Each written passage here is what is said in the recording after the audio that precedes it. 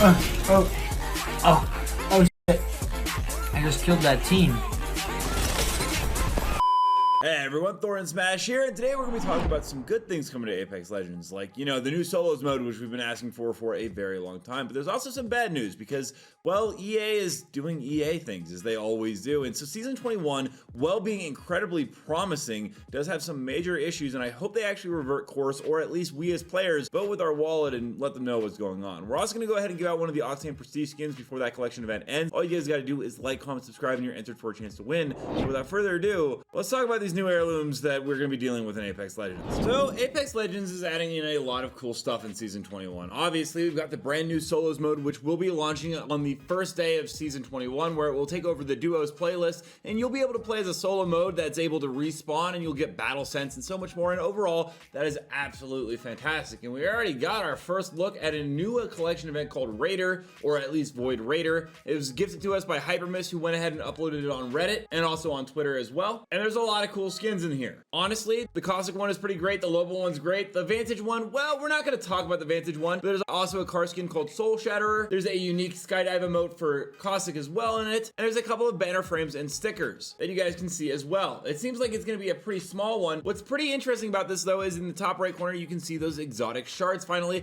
and also there are 5 packs to the next milestone. So it looks like once again we are moving away from the traditional collection events which have worked for so long, and unfortunately we're moving into this new area now. Now, what does this mean for the future of heirlooms in Apex Legends? And I'm glad you asked, because, well, we are going to be getting a lot more heirloom guitars. We can go ahead and see all the customization Hypermiss actually let us see. There is the Cobalt Guitar base Apex artifact, which, interestingly enough, costs 150 heirloom shards, meaning you will need to buy the heirloom before you can do any of the customization with the exotic shards. You can actually buy the entire set. There's a couple of them here. There's 0 out of 5 items owned. And as you can see on these different screens, there's different ways to customize them, and you can swap the parts in and out. Now, overall, this isn't a bad concept at all. I actually don't mind the idea of a universal heirloom that has all these different customization options. As its own, it's pretty fantastic. We're not going to talk about the death box because I still think the death box is the stupidest thing in the world. But hey, it's in the game now, and you will be able to get customizable death boxes. I guess what my main issue is, why did we have to get rid of regular heirlooms for these to come in? And if the reason is, well, you wanted to sell more of these, that kind of feels bad, because I know a lot of people, myself included, were looking forward to seeing what was coming from Mad Maggie, Newcastle, and so many more. Since we know we're going to be getting these for a while, as there are 5 new Qatar artifacts, it kind of kills the hype, for me at least, a little bit on the collection events to see new kinds of heirlooms and what they do with the lore of the characters. Also, Hypermiss did want to clarify for some confusion, to unlock the death boxes, you cannot skip directly to the death box apparently, if you haven't unlocked the previous items of that guitar set. So you'll have to actually get the full customization to then get the heirloom death box, which arguably might be the worst thing out of it, so I don't really know why they did that. The name of the sets are also pretty interesting. Hypermiss did let us know it's going to be Molten, Gladius, Rhodium, and Electrum. 4 different sets,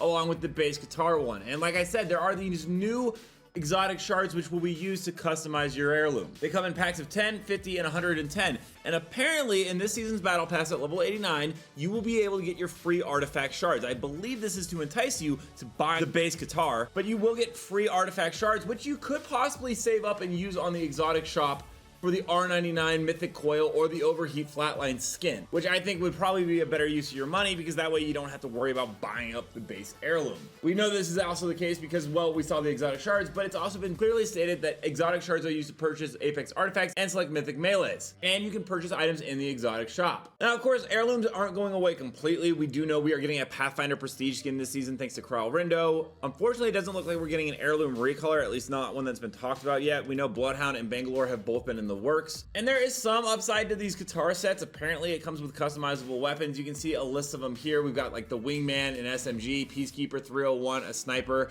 Overall, it's not the worst idea. I just think the idea of getting rid of heirlooms and instead going ahead and giving these universal ones that don't really have anything connected to the characters is kind of sad. I would prefer to see this come alongside regular heirlooms, which I hope is going to be the future plan going forward, so that way other characters like Newcastle, Ballistic, Maggie, so on and so forth will finally get their day in the sun. Because personally, I have no interest in getting these guitar artifacts. They're just not that unique to me, nor do they signify anything that I love about the game of Apex Legends, so this is going to be a hard pass for me. But if you are into this kind of stuff, this is a fun new customizable thing that you guys can partake in. Let me know down below, what do you guys think about the universal heirlooms and all these ones that are coming in and all these customizations and the new exotic currency? Do you think overall this is a good system, or do you think, like, you know, this is kind of just EA is doing too much here? Also, don't forget to check out these videos right here where I cover information on Helldivers, finals, and Power World, and so much more. And until next time, Legends, keep slaying in the Outlands.